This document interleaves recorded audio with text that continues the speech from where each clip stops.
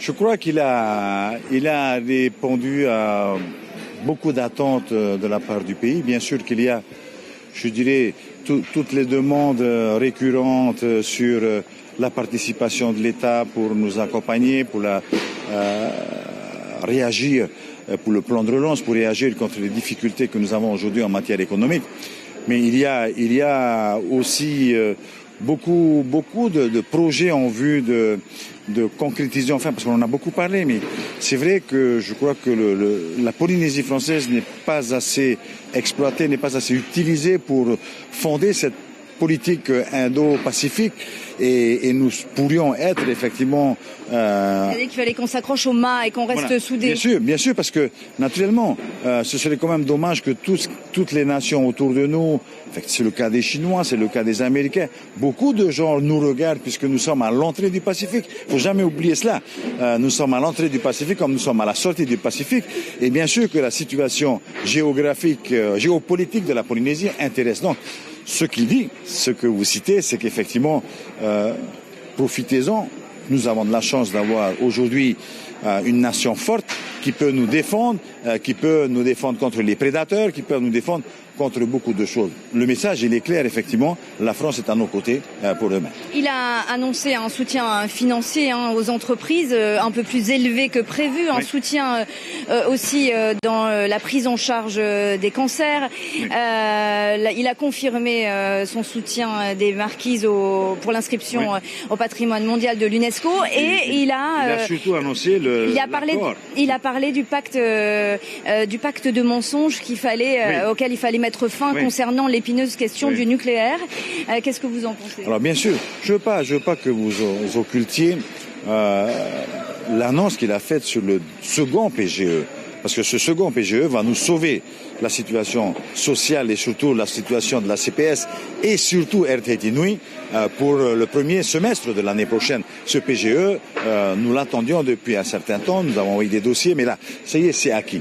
Alors, sur ce qu'il a dit, effectivement, le nucléaire, moi, je crois qu'il a été conforme à ce qu'il nous a dit effectivement à Paris. C'est un monsieur, il veut aujourd'hui, effectivement, enfin que la France parle le langage vrai. Il veut que la vérité soit mise sur la table. Il veut arrêter ce long moment de silence que nous connaissons depuis 25 ans, puisque c'est 96 le dernier rendez-vous. Et depuis, effectivement, non seulement nous n'avons pas pu accéder aux archives pour pouvoir écrire l'histoire, parce que nous commençons à écrire l'histoire. Je ne sais pas si beaucoup de Polynésiens le savent, mais depuis 2 ans, nous avons une convention avec des chercheurs, une convention avec l'Université de la Polynésie française, pour qu'on commence enfin à écrire l'histoire. Donc, aujourd'hui, l'ouverture de ces archives va nous permettre de la compléter et enfin de savoir un peu plus sur les raisons de l'installation du CEP en Polynésie française. Et puis, j'y crois énormément. Et effectivement, il veut faciliter l'accès.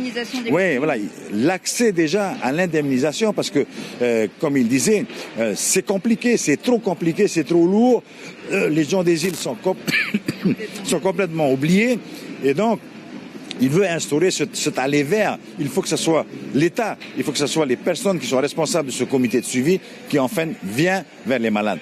Et surtout qu'on suive ces malades, parce que je vous l'ai longtemps expliqué qu'en Polynésie française, lorsque vous avez le cancer, ou vous êtes en difficulté par rapport à la pathologie, et bien souvent ils sont évacués soit en Nouvelle-Zélande, soit en métropole, ce qui les coupe de leur famille. Et ça, c'est crucial et c'est terrible pour les malades de ne pas avoir la famille à côté. Donc, voilà. Donc, les moyens supplémentaires qui sont annoncés aujourd'hui pour le cancer. La Polynésie, c'est la France, vous êtes d'accord? Il n'a pas dit comme ça. Justement, je lui ai rappelé. Vous n'avez pas entendu mon discours. Ici, il y a 2 peuples. Ici, il y a 2 peuples. Il faut reconnaître qu'il y a un peuple polynésien. Si De Gaulle l'a ressenti en débarquant en 1966 en Polynésie française, et c'est ce qui a fait vraisemblablement cette conception institutionnelle de la Polynésie française. Donc je le lui ai rappelé et il est d'accord sur le principe. Mais bien sûr que nous sommes Polynésiens, mais nous sommes Français aussi. Qui peut le nier? Nous avons un passeport européen grâce à notre situation. Mais je crois que c'est le premier président à ne pas non plus dire « je viens chez moi ». Non, Il accepte effectivement que la Polynésie française est un peuple à part entière, qui a une culture, qui a des liens particuliers avec cette culture, avec sa nature. Et moi, je suis content d'entendre cela. Il faut peut-être aller plus loin, mais ça on verra dans les mois et années à venir. L'information en continu sur Polynésie la première, Internet et réseaux sociaux.